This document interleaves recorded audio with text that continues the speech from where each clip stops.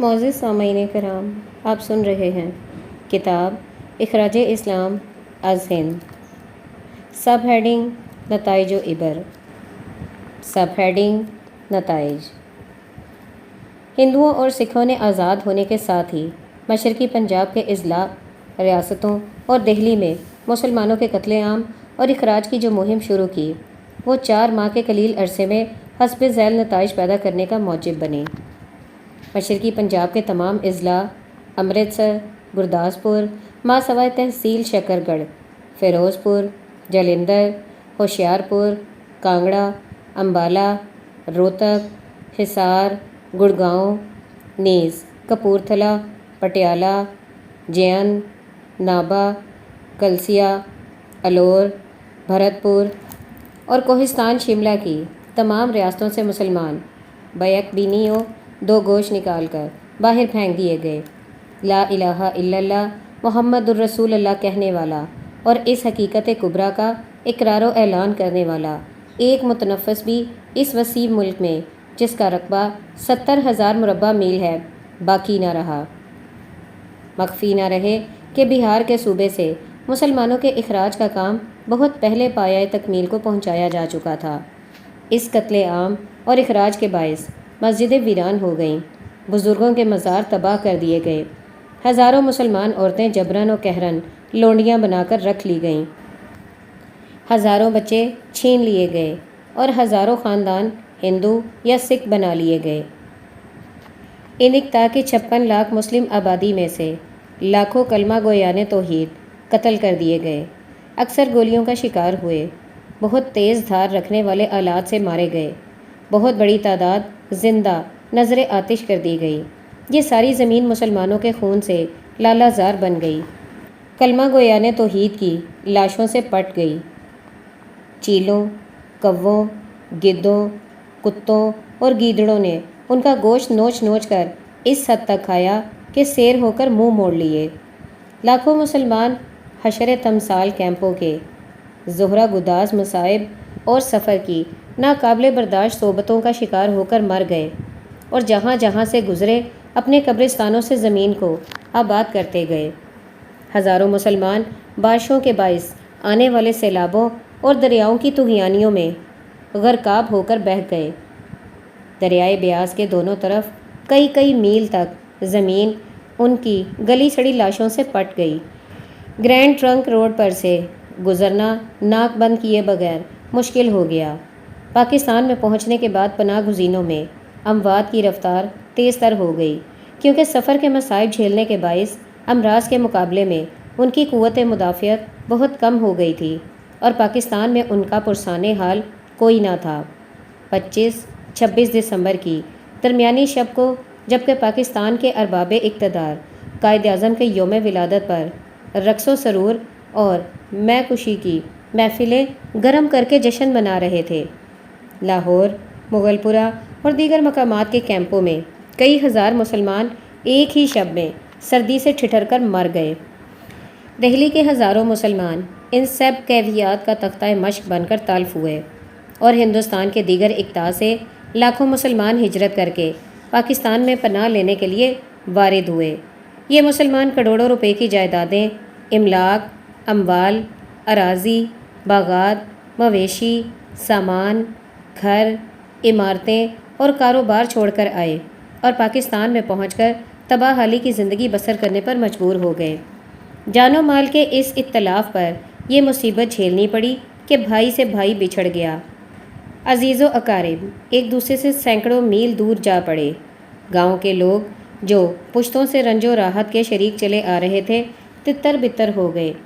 ان تمام اتلاف اور نقصانات کا صحیح اندازہ لگانا بہت مشکل بلکہ امر محال ہے، تاہم زیادہ سے زیادہ حزم و احتیاط کو ملحوظ خاطر رکھتے ہوئے کہا جا سکتا ہے کہ قتل ہونے والوں کی تعداد 5 لاکھ، کیمپوں میں اور سفر کے مصائب سے مرنے والوں کی تعداد 5 لاکھ، پاکستان میں پہنچنے کے بعد 2 ماہ کے اندر اندر مرنے والوں کی تعداد 5 لاکھ، ان عورتوں، بچوں اور مردوں کی تعداد جو ہندو بنا لیے گئے 1 لاکھ ہوگی۔ قصہ مختصر، 16 لاکھ سے لے کر 20 لاکھ تک مسلمان 6 ماہ کے قلیل عرصے میں ہلاک ہو گئے۔ باقی ماندہ کی خانہ بربادی اس پر مستزاد ہے۔ کل 1 کروڑ سے زائد مسلمان سارے ہندوستان سے اس قیامت صغریٰ کی لپیٹ میں آئے۔ پاکستان میں پہنچنے والوں میں سے سرکاری بیان کے مطابق 8 لاکھ پناہ گزین ابھی مغربی پنجاب میں در بدر ٹھوکریں کھاتے پھر رہے ہیں یا کیمپوں میں پڑے سڑ رہے ہیں۔ ہندوستان سے مسلمانوں کے امہاؤ اخراج کا جو رد عمل مغربی پنجاب، شمال مغربی سرحدی صوبہ اور سندھ کے ہندوؤں اور سکھوں پر وارد ہوا، اس کے نتیجے میں کوئی 60 لاکھ سکھوں اور ہندوؤں کو ہندوستان جانا پڑا۔ ان میں سے بھی کافی تعداد سفر کے مصائب کا شکار ہوئی اور چند ہزار نفوس مغربی پنجاب میں مسلمانوں کے ہاتھوں سے مارے گئے۔ 4 کروڑ کے قریب مسلمان ابھی ہندوستان میں موجود ہیں جن کے سروں پر ہر لحظہ فنا کی تلوار لٹک رہی ہے۔ یہ مسلمان 30 کروڑ کی غیر مسلم آبادی میں نہایت ذلت و بے کسی کی زندگی بسر کر رہے ہیں۔ ہر قسم کے مظالم صبر جمیل کے ساتھ سہنے کے سوا ان کے لیے اور کوئی چارہ نہیں۔ کشمیر میں کفر و اسلام کے درمیان معرکہ کار زار جاری ہے۔ کفر کی طرف ہندوستان کی ساری طاقت لڑ رہی ہے، اسلام کی طرف صرف کشمیر کے آزادی خواہ سرحد کے پٹھان قبائل اور پاکستان کے مجاہدین ہیں۔ اسلام کی طرف صرف کشمیر کے آزادی خواہ سرحد کے پٹھان قبائل اور پاکستان کے مجاہدین ہیں، جنہیں پاکستان اور افغانستان کی اسلامی مملکتوں میں سے کسی کی امداد حاصل نہیں۔ یہ معرکہ کارزار ان اختلاف و مصائب پر دن بدن اضافہ کرتا چلا جا رہا ہے جن کا تذکرہ پہلے سطور میں کیا جا چکا ہے۔ سب ہیڈنگ ایسا کیوں ہوا؟ سوال پیدا ہوتا ہے کہ ہندوستان اور پاکستان کے آزاد ہونے کے ساتھ ہی یہ خانمہ سوز تباہی اور بربادی کیوں آئی، جس کی نظیر تاریخ اقوام عالم کے صفحات میں تلاش کرنے سے بڑی مشکل سے مل سکے گی۔ واقعات کی رفتار کو سامنے رکھ کر اسباب و علل کا جائزہ لیا جائے تو سب سے پہلے یہ چمکتی ہوئی حقیقت آنکھوں کے سامنے آئے گی کہ اس دور کے ہندو اور مسلمان لیڈروں نے اپنی اپنی قوموں کو برطانوی اقتدار سے آزادی دلانے کے لیے جو تحریکیں شروع کیں وہ ایک دوسرے کے متضاد واقع ہوئی تھیں۔ لیڈر لوگ تدبر اور معاملہ فہمی کی صفات سے یکسر کورے واقع ہوئے تھے۔ انہوں نے باہمی مفاہمت سے کسی نتیجے پر پہنچنے کی کوشش کی بجائے ایک دوسرے کو نیچا دکھانے پر کمر ہمت باندھ لی اور عوام میں ہر دل عزیزی حاصل کرنے کے لیے ایک دوسرے کی مخالفت کو اپنا سہارا بنایا۔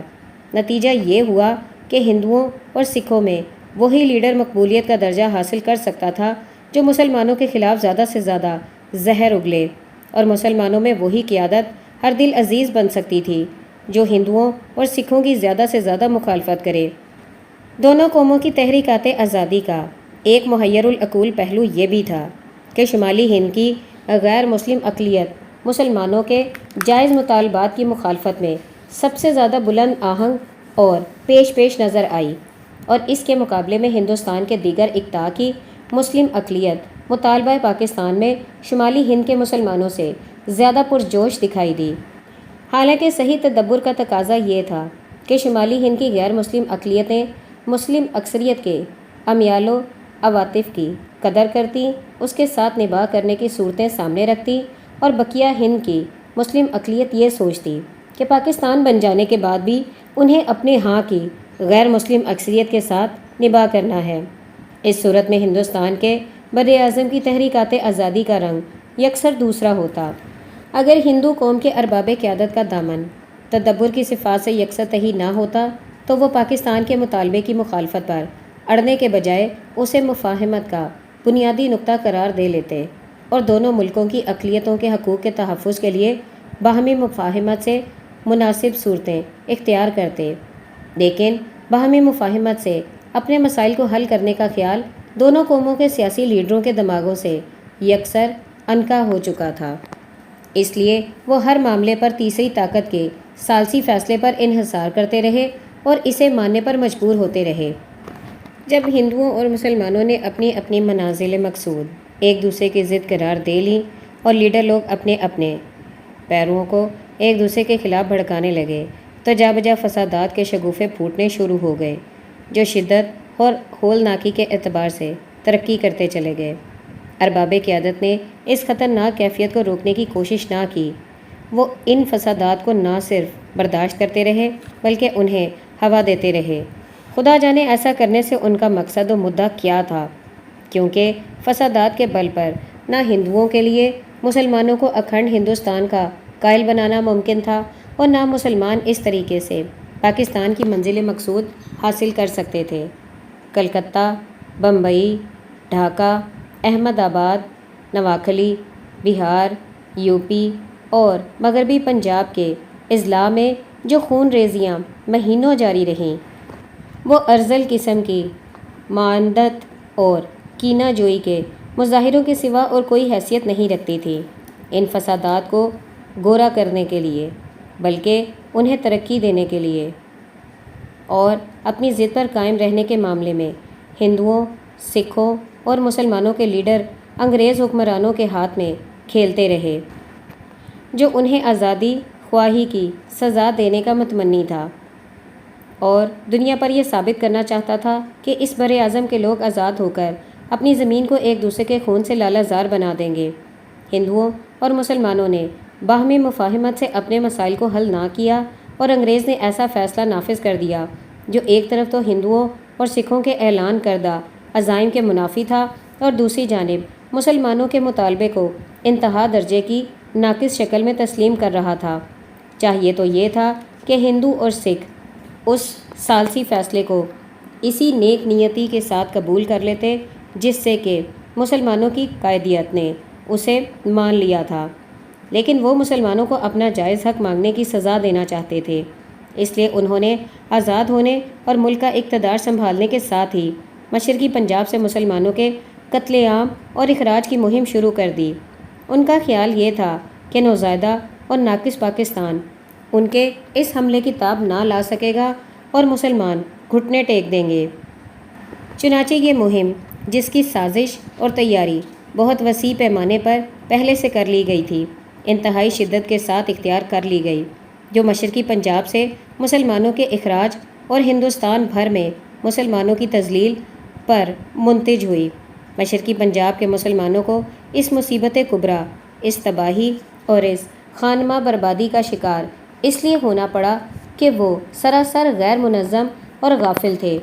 ان پر دشمن نے ایک ہمہ گیر تنظیم، سازش اور تیاری کے ساتھ یکایک دھاوا بول دیا۔ اس حال میں بھی انہوں نے ہندو اور سکھ عوام کا مردانہ وار مقابلہ کیا، لیکن حکومت کی باقاعدہ افواج کا مقابلہ کرنے کی ان میں سکت نہ تھی۔ عدم تنظیم اور بے سر و سامانی کے باعث انہیں یہ خیال بھی نہ آ سکتا تھا کہ وہ ایسی حکومت کے مقابلے کے لیے کھڑے ہو جائیں گے جس نے محافظ بننے کے بجائے قاتل اور غارت گر کی حیثیت اختیار کر لی ہے۔ مسلم لیگ کی اعلیٰ قیادت انہیں بھیڑیوں کے حوالے کر چکی تھی۔ اس نے اتنا سوچنے کی زحمت بھی گوارا نہ کی کہ جن 5 کروڑ مسلمانوں کو وہ ہندوؤں اور سکھوں کے رحم و کرم پر چھوڑ رہے ہیں، انہیں وہاں کیسی کیسی مشکلات پیش آ سکتی ہیں اور ان مشکلات سے عہدہ برا ہونے کے لیے وہ کیا کر سکتے ہیں۔ مقامی قائدین اور ارباب رسوخ خطرے کی علامات دیکھنے کے ساتھ ہی غائب گلہ ہو گئے تھے۔ غفلت، عدم تنظیم، تیاری کے فقدان، ارباب قیادت کی خود غرضانہ بے تدبیری اور معاملہ نہ فہمی کے باعث مشرقی پنجاب اور ہندوستان کے مسلمان اس ذلت آمیز ابتلا کا شکار ہوئے۔ حکومت کے مقابلے پر ڈٹ نہ سکنے کی ایک وجہ یہ بھی تھی کہ پشتہ پشت سے امن کے لیے حکومت پر انحصار کرنے کی خصلت کے باعث مسلمانوں کے بعض طبقات میں بزدلی کے امراض سرایت کر چکے تھے۔ اس لیے عام لوگ خوف و ہراس کا شکار جلد ہو جاتے تھے۔ مسلمانوں کے ارباب قیادت کہہ سکتے ہیں کہ یہ بات ان کے وہم و گمان میں بھی نہیں آ سکتی تھی کہ آزادی حاصل کر لینے کے فوراً بعد ہندوستان سے مسلمانوں کے اخراج و امحا کی مہم شروع کر دی جائے گی، لیکن یہ عذر کسی لحاظ سے بھی قابل قبول نہیں۔ واقعات کی رفتار مدت سے ہندوؤں اور سکھوں سے خطرناک رجحانات کا ڈھنڈورا پیٹ رہی تھی۔ سانحات کی زنجیر پے در پے مسلمانوں کی قائدیت کو انتباہ کرتی چلی آ رہی تھی۔ عامت المسلمین بہار کے المیہ کے بعد ہی اپنے لیڈروں کی طرف دیکھنے لگے تھے کہ ایسی افتادوں سے بچانے کے لیے وہ کیا رہنمائی کر سکتے ہیں۔ لاہور کے ایک گوشہ نشین بزرگ روح الملت نے سانحہ بہار سے متاثر ہو کر قائد اعظم کی خدمت میں جو عریضے لکھے، ان میں مسلمانوں کے ارباب قیادت کو نہایت واضح الفاظ میں دفاعی تنظیم کے ضروری قوائف کی طرف توجہ دلا دی تھی۔ اگر ہمارے ارباب قیادت حالات کی رفتار کو سوچنے اور سمجھنے کی زحمت گوارا کرتے تو وہ بھی اپنی قوم کو اس مارکے کے لیے اسی طرح منظم اور تیار کر سکتے تھے جس طرح سکھ اور ہندو لیڈروں نے اپنی اپنی قوموں کو تیار کیا۔ اگر یہ صورت اختیار کی جاتی تو مشرقی پنجاب ہی میں کشمیر کے سے جہاد کی کیفیت پیدا ہو سکتی تھی۔ مشرقی پنجاب میں مسلمانوں کا قتل عام شروع ہوا تو پاکستان کے ارباب اقتدار پر یہ فرض عائد ہوتا تھا کہ ہندوستان کے خلاف اعلان جنگ کر دیتے، باقاعدہ افواج کی مدد سے ان مسلمانوں کو بچانے کی کوشش کرتے جو ان کی بے تدبیریوں کے باعث اس مصیبت کبریٰ میں مبتلا ہو گئے تھے۔ لیکن انہوں نے زمام اقتدار کو اپنے ہاتھ میں لینے کے شوق میں یہ جاننے کی زحمت بھی گوارا نہ کی تھی کہ ہمارے حصے کی فوجیں کہاں کہاں پڑی ہیں، ہمارا جنگی سامان کس جگہ ہے اور ہمارے حصے کا روپیہ کس بینک میں جمع ہے۔ اس حال میں انہوں نے مشرقی پنجاب کے گرفتاران بلا کی امداد کے لیے جو ذرائع اختیار کیے وہ کچھ اس طرح کے تھے۔ کچھ فوجی ٹرک چلائے جو بدرجہ اول پاکستان کے ارباب اقتدار اور ارباب انتظام کے رشتہ داروں، دوستوں اور وسیلہ رکھنے والوں لوگوں کو لاتے رہے، اور بدرجہ دوم ان لوگوں کو لائے جو کرائے یا رشوت کی گراں قدر رقمیں ادا کر رہے تھے، اور بدرجہ سوم بیماروں، عورتوں اور بچوں کو لاتے رہے۔ کچھ اسپیشل گاڑیاں چلائیں جو عام لوگوں کے کام آئیں، پاپیادہ اور بیل گاڑیوں کے قافلے لانے کے لیے فوجی نفری متعین کی جس نے بہت اچھی خدمات سر انجام دیں، لیکن اس نفری کی تعداد بہت کم تھی۔ اکثر قافلے ہندو ملٹری کے ہاتھوں طرح طرح کی مصیبتیں اور ذلتیں برداشت کرتے رہے۔ پاکستان میں پناہ گزینوں کے کیمپ لگائے جہاں بدنظمی اور بے توجیہی کے باعث اموات کی رفتار تیز تر ہو گئی۔ پہلے ان لوگوں کو بسایا گیا جو ارباب اقتدار و انتظام سے تعلق رکھتے تھے یا کچھ سرمایہ لے کر آئے تھے اور پاکستان کے کارندوں کو رشوت دے سکتے تھے۔ پھر ان لوگوں کا ہاتھ پکڑا گیا جو صبر ایوب کے ساتھ و دائرہ متعلقہ کا طواف کر سکتے تھے اور سفارشیں لا سکتے تھے۔ ازاں بعد ان غریبوں کی باری آئی جو حکام کے گلے پڑ گئے اور انہیں کسی نہ کسی طرح سنبھالنا ضروری ہو گیا۔ کچھ ایسے بھی ہیں جو اپنا سب کچھ لٹا کر یہاں پہنچے ہیں، لیکن متذکرہ صدر صلاحیتوں میں سے کوئی سی صلاحیت نہ رکھنے کے باعث محروم بیٹھے ہیں۔ مؤلف نے بہت کوشش کی کہ پاکستان کی وزارت پناہ گزینوں سے ان ذرائع کے متعلق صحیح اور پوری معلومات حاصل کر کے کتاب میں شامل کر سکے جو مشرقی پنجاب سے مسلمانوں کو نکالنے اور پاکستان میں بسانے کے لیے اختیار کیے گئے، لیکن افسوس ہے کہ اس میں کامیابی نہ ہو سکی۔